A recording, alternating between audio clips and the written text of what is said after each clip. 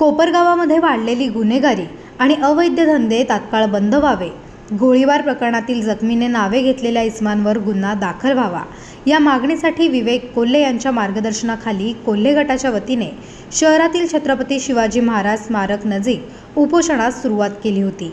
मात्र पोलीस उपाधीक्षक शिरीष वमने यांनी दिलेल्या आश्वासनानंतर उपोषण मागे घेण्यात आले। उपोषणकर्त्यांनी पोलीस दलाकडे काही मागण्या केलेल्या होत्या। कोपरगाव शहरात 19 तारखेला जी गोळीबाराची घटना घडली त्याच्या अनुषंगाने त्यांनी कोपरगाव शहरातील अवैध धंद्यांबाबत हे जे उपोषण केले होते त्या अनुषंगाने आमची त्यांच्याशी चर्चा झाली।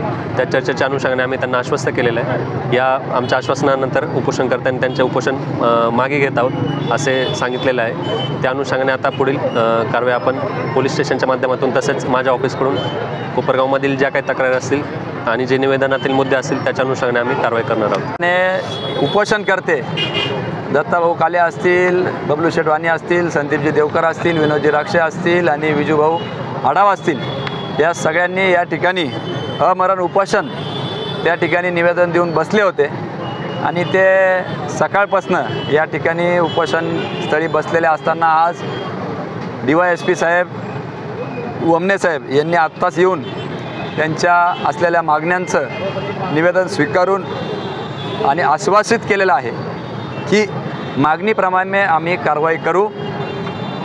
या ठिकाणी ज्या ज्या तक्रारी आलेल्या आहे त्याचं सगळं आम्ही निवारण करू असं आश्वासन त्यांनी दिलेलं आहे आणि त्याच्यामुळं आता उपोषणकर्त्यांनी ते उपोषण सोडलेलं आहे। माझं एवढंच म्हणणं आहे की आम्ही 19 तारखेला झालेल्या गोळीबारीनंतर 21 तारखेला निवेदन दिलं होतं।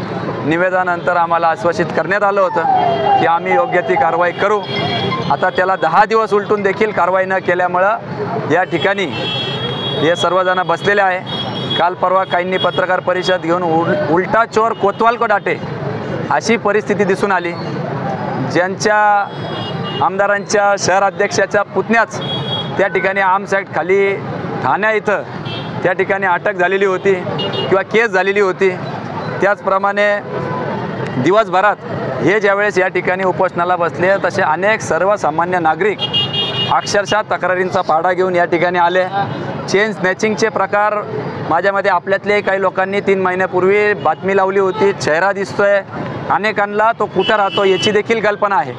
तरी देखील 3 महिन्यात 1.5 तोळे सोनं त्या महिलेचं चोरी गेलं होतं तरी अद्याप तपास लागलेला नाही। काही महिन्यांपूर्वी बस स्टँडवर चोरीला गेला। असे अनेक सर्वसामान्य तक्रारीचे पाढा या ठिकाणी घेऊन आले होते। कुठली कारवाई त्याच्यावर झालेली नाही आहे। 18-17 वर्षाचे युवक त्या ठिकाणी गुन्ह्यामध्ये आढळून येत आहे। काल देखील आपल्याच इथे एक गावठी कट्टा त्या ठिकाणी सापडला गेला। काही महिन्यांपूर्वी त्या ठिकाणी गुन्ह्याच्या आरोपामध्ये आत असलेले युवक सुटले। ते काल परवा नाशिक येथील चोरीच्या आरोपामध्ये दरोड्यात पुन्हा अटकले गेले। असं सातत्याने गेल्या 4-5 वर्षामध्ये आपण जर बघितलं तर मोठ्या प्रमाणात गुन्हेगारी वाढलेली आहे। कुठंतरी लोकप्रतिनिधींचा वचक त्या ठिकाणी नाही, कुठंतरी सारवासारव करण्याचा प्रयत्न कार्यकर्ते केविळवाणी करत आहे।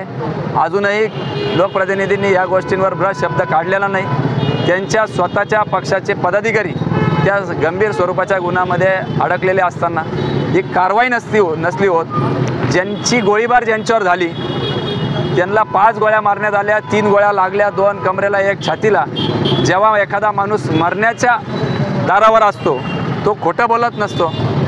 त्यांनी मरण्याच्या दारात असताना त्यांनी व्हिडिओ काढून त्या ठिकाणी सांगितलं की इतर आमदाराचे PA आणि आमदाराच्या त्यांना पाठबळे त्याच्यामुळं यांनी माझ्यावर ही गोळीबार केल्याचा अशा स्वरूपाचा काहीतरी आरोप त्या ठिकाणी केलं।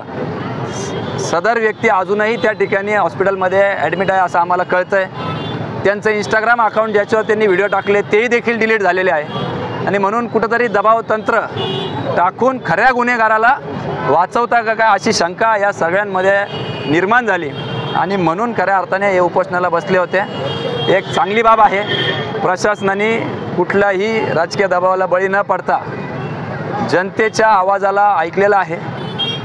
लोकशाहीचा विजय झालेला असं मी एका दृष्टिकोनातून म्हणतो, कारण की त्यांनी आश्वासित केलेलं आहे की ह्या निवेदनामध्ये दिल्याप्रमाणे आमदारांच्या स्वीय सहाय्यकावर किंवा आमदारांवर किंवा इतर कोणावरही गंभीर स्वरूपाचे जे काही आरोप झालेले आहे त्याची सखोल चौकशी करू असं त्यांनी आम्हाला आश्वासित केलेलं आहे। नवराष्ट्रासाठी गिरीश रासकर, कोपरगाव.